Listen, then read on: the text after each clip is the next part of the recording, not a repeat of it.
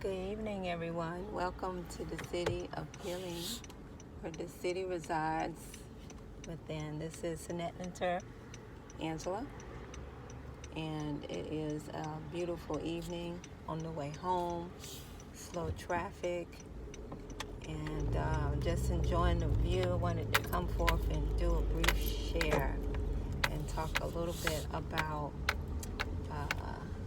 my prophetic angelic friends, the cardinals. They are messengers, they are prophetic, they are angels among us, and they are so human-like. I mean, if you ever seen one up close and personal, how they look at you, how they respond to you, is something else. And for years, since I've been in my house, probably about 14 years, but probably at least for the last 7 years, and I wasn't feeding birds back then. Every morning, probably if I opened my door around 7 or 8 o'clock, a cardinal or a red bird, but my son corrected me, said cardinal, would fly across my doorway, you know. And as we know, the dark red bright bird, the cardinal, the red one, is the male, and the female, which you don't really pay too much attention to, is brown and a little red in it as well. And basically, they are partners for life, you know, and they have certain roles, and you can watch them and see how their family dynamics is. You know, the father is the protector, and basically spoils the mother. And it's amazing to look at because it's very beautiful. But I had several experiences with cardinal birds and different kinds of birds, and even, you know, I love birds and I feed birds, but I know maybe about 2 or 3 years ago, I used to hear this scratching sound, you know, on the outside of my window. I wasn't afraid because I figured it was some type of animal, you know. So I was like, I hope it's not a snake. You know, snakes are okay with me, but, you know, or a rat, you know, it's not a good spiritual sign if it's either one of those really in my house. And I decided one day to go to see what was going on. So I go outside, look over at the top right-hand corner beside my window is a hole. I was like, oh no, what in the world could this be? So I'm just sitting there, standing there for a while, watching the sea. And after a while, a bird flies in. I was like, wait a minute. And then another one, like they home, like honey, I'm home, and they just fly right in. I was like, wait a minute now. And so I called the kids and let them know what's going on, and we sit out there to see if they come out, and eventually they did. We sat out there for a couple of hours, and we came up with the bright idea to put some pine cones and cover, you know, the hole up. It's not really big. It was about this big. The plug it up. So we plug it up. We're like, yeah, let's see what they're going to do now.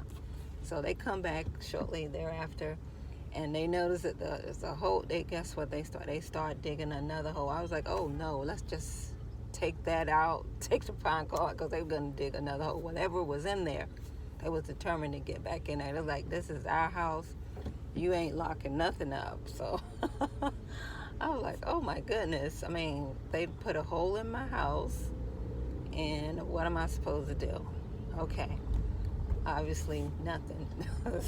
Anyway, so far that's the only hole that's in my house. And at one point, sometimes they can get really, really messy and really, really loud, and I had to go out there and just tell them to calm it down, quiet it down, and behave. So I knock on the side of my window, and believe it or not, a bird peeps out, like saying, you know, who is it?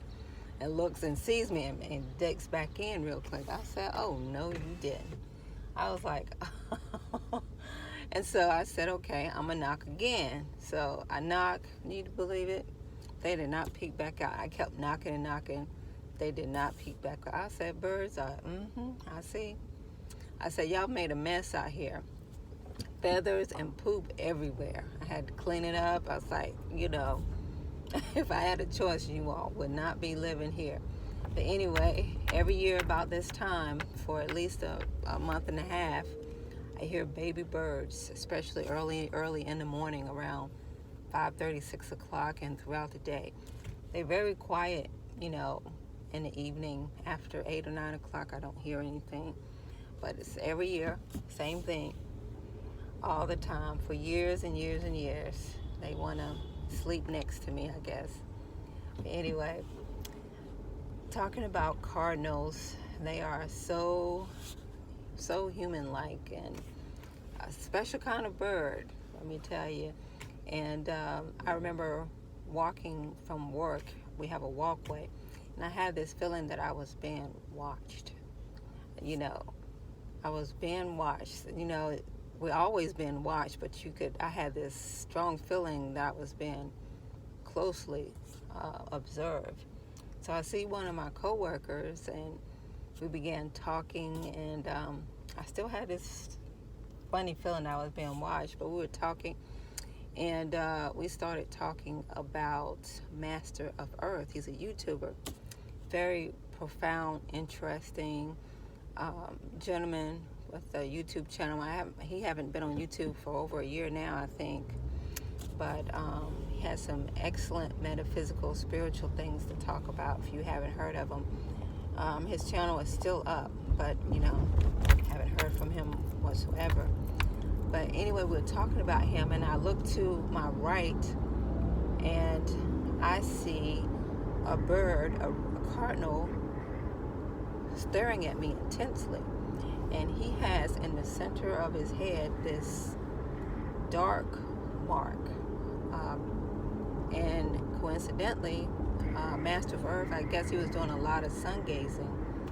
He, between his brow, where his third eye is, this round circle in between his brow. And I was like talking about him at the same time I'm looking at this red bird and seeing that spot in the forehead of the red bird. I was like, wow. Okay, I wonder if he's alive. Is he okay? Is this him? But this bird was looking at me so intensely. And there was two other birds too, but they didn't come as close as this red bird did, or cardinal, as my son would keep reminding me. But that was very, very interesting. And another story about a red bird, or so many, but another story about 3 or 4 weeks ago, red birds were really busy around a bush that's close to my house. And I was like, how are y'all so busy over here? And then when I drove in, the driveway, one of the birds come flying out and flies frantically over my car. It's like, what's going on? And I get out of my car, and they are busy around this bush, this low-cut bush, and I look over there, and there is a nest, and these little baby birds. I was like, what in the world? Why would you all, put, a nest so low with no protection, out in the open like this? And anyway, I go to look at it, and the bright red bird, which is the male protective bird, goes frantic, and the mother bird, she just flies off and like, handle this. I was like, okay. I mean, he was going off. He wasn't having it. So I'm just looking at the bird. I was like, oh, I just, pray that they're going to be okay, because this is too low. And they just like out in the open, in the same day it was raining also. No protection. But anyway, about 3 or 4 days later, the nest was empty. So the birds are still hanging around, but unfortunately those birds didn't prosper. And it was sad to say. I don't know why that happened, but they are interesting creatures, and so human-like to observe, and they're quite beautiful. And the male birds can be so look, sometimes some of them like fluorescent red, and wow. And the mother bird is like brown with some red in it, and totally different, and her personality is different.